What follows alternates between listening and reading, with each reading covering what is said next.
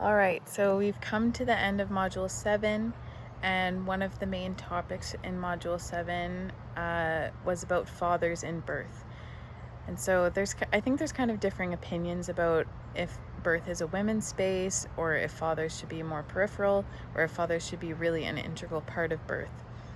And so something that we talked about is that the caregiver who attends you, they know, regardless of how they act, that they're not the one in charge of the birth. The charge is in the hands of the person who's ultimately responsible for those two people, the mother-baby dyad. And so they're the person who's responsible to feed, clothe, protect, nurture, provide for, and love these two after they go home. It's not the government, it's not the doctor, it's not the caregiver, a doula, a midwife, the hospital, or another institution. We're left then with the options of the mother and the father of the baby. And the mother holds the charge for her birth, of course, but that's not what we see socially, culturally, politically, legally, medically right now.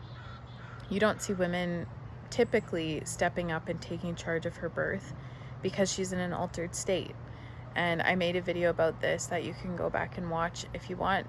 And so when we're taking charge and critically thinking and debating and engaging like this, we're typically in the brainwave state, or the brainwave of beta.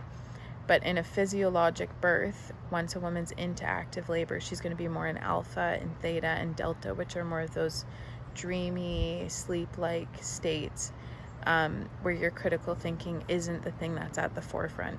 So ultimately, in most cases, it is the father of the baby or the partner of the woman who holds the charge for the birth.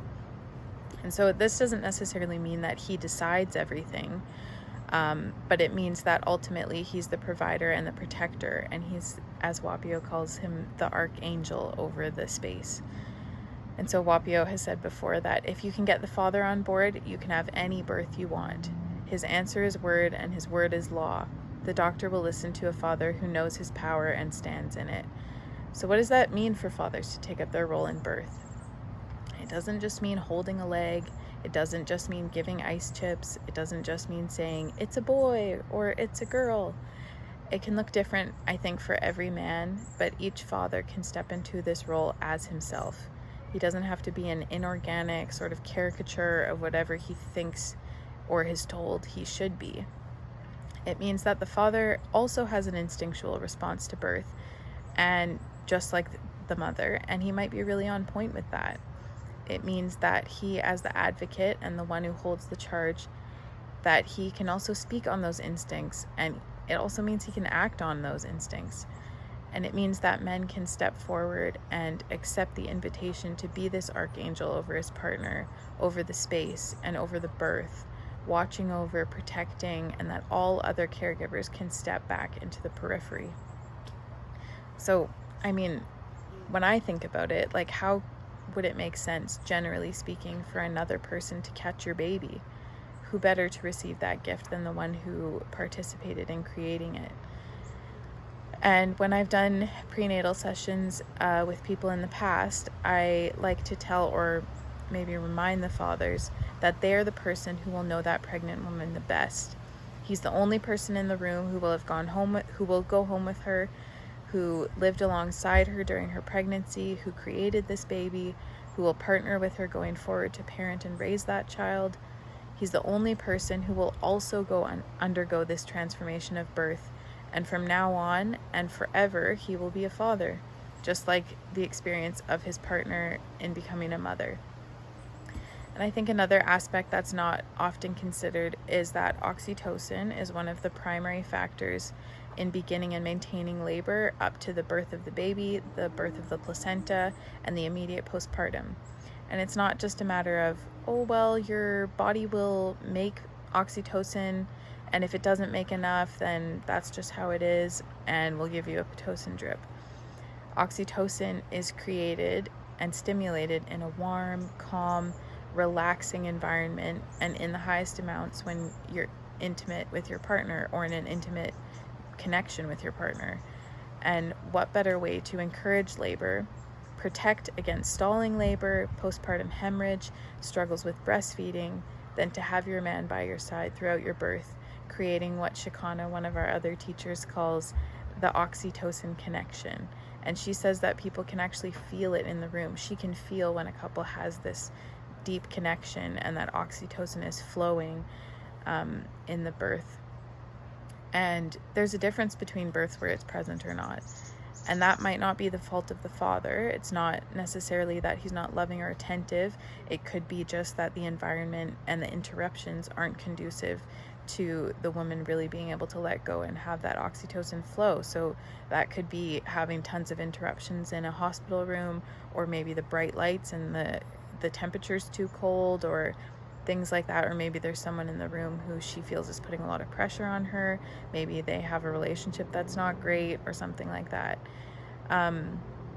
But this oxytocin connection is another vital role of the father as the archangel to protect their space in the birth and to help facilitate that natural flow of hormones that's needed for a smooth birth. So I think there's definitely a few points where I think fathers really play a vital role in birth. I also understand some people who think that birth is more of a women's space, and I think historically it probably has been. I think probably in my grandparents' or great-grandparents' generation, they would have been maybe shocked or surprised to see fathers in the room and catching their own baby and things like that.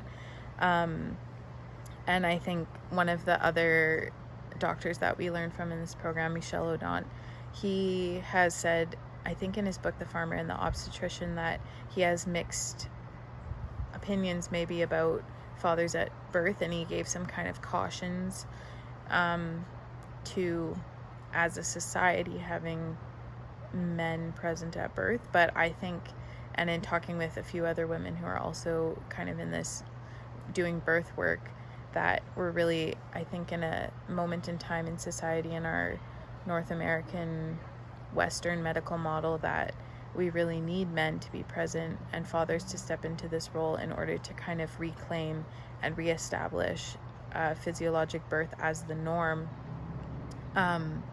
Because when you're actually a woman in labor, you do need someone, if there's interferences, you kind of do need someone to be protecting that space for you so you can really sink in and let go and not be thinking about all those things.